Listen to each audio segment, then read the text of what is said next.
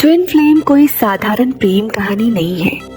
ये एक ऐसा आध्यात्मिक अनुभव है जो इंसान की पूरी चेतना को हिला देता है। ये अवधारणा कहती है कि एक ही आत्मा दो शरीरों में बंट जाती है और जब ये दोनों हिस्से इस पृथ्वी पर फिर से मिलते हैं तो वह मिलन केवल दो लोगों का नहीं होता, वह आत्मा का स्वयं से मिलन होता है।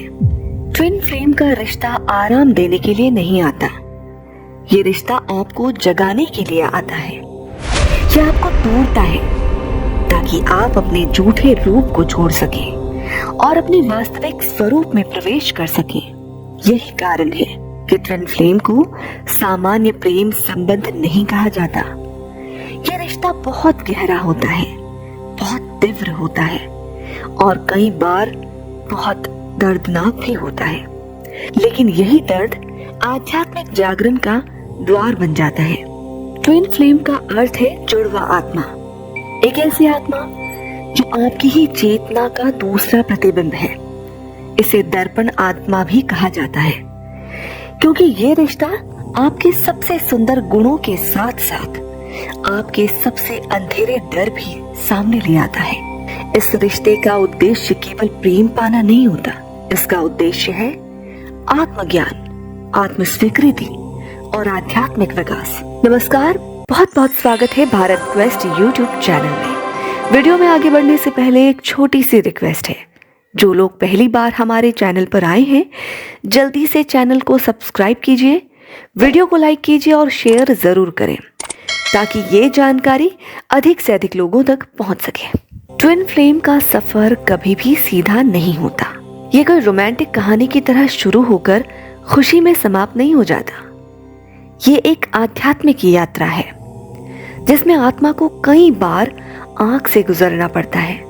जब आप अपने ट्विन फ्लेम से पहली बार मिलते हैं तो कोई शब्द नहीं होते उस अनुभव को समझाने के लिए, बस एक गहरी पहचान होती है। ऐसा लगता है जैसे आप उन्हें हमेशा से जानते थे, जैसे कोई बहुत पुराना रिश्ता फिर से जाग उठा हो। ये आकर्षण सामान्य नहीं होता, ये एक मैग्नेटिक पुल होता है। आप चाहें या ना चाहें आप उनकी ओर खींचते चले जाते हैं क्योंकि आत्मा अपने ही दूसरे हिस्से को पहचान लेती है। इस पहचान के साथ एक अजीब सा सुकून भी आता है। लंबे समय बाद आप घर लौट आए हों, उनके सामने आप बिना डर के अपना असली रूप दिखा सकते हैं। लेकिन यही सुकून धीरे धीरे परीक्षा में बदल जाता है क्योंकि ट्विन फ्लेम का रिश्ता आपको वो सब दिखाता है जिससे आप वर्षों से भागते आए हैं। आपकी असुरक्षाएं, आपके पुराने जख्म, आपका डर, सब कुछ सामने आने लगता है। यही वो चरण है जहां बहुत से लोग भ्रमित हो जाते हैं। उन्हें लगता है कि शायद ये रिश्ता गलत है क्योंकि इसमें दर्द है।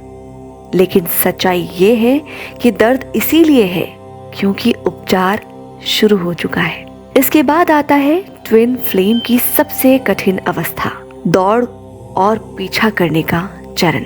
इस चरण में एक पार्टनर इस रिश्ते की तीव्रता से डर जाता है, वो भागने लगता है, उसे रनर कहा जाता है। और दूसरा पार्टनर जो इस कनेक्शन को समझ चुका है वो पीछा करता है, उसे चेंजर कहा जाता है। रनर भागता है क्योंकि उसे अपने भीतर झांकने से डर लगता है।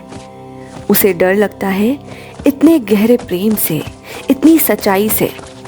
और चेंजर पीछा करता है क्योंकि उसे लगता है कि यही रिश्ता उसकी आत्मा का घर है। ये चरण बहुत दर्दनाक होता है। अलगाव होता है, चुप्पी होती है, अनुत्तरित सवाल होते हैं। लेकिन ये अलगाव सजा नहीं है, ये तैयारी है। इस समय रनर को मजबूरन अपने डर का सामना करना पड़ता है और चेंजर को आत्म प्रेम सीखना पड़ता है। यही वो मोड़ है जहां आत्मसमर्पण जन्म लेता है। आत्मसमर्पण का अर्थ हार मानना नहीं होता।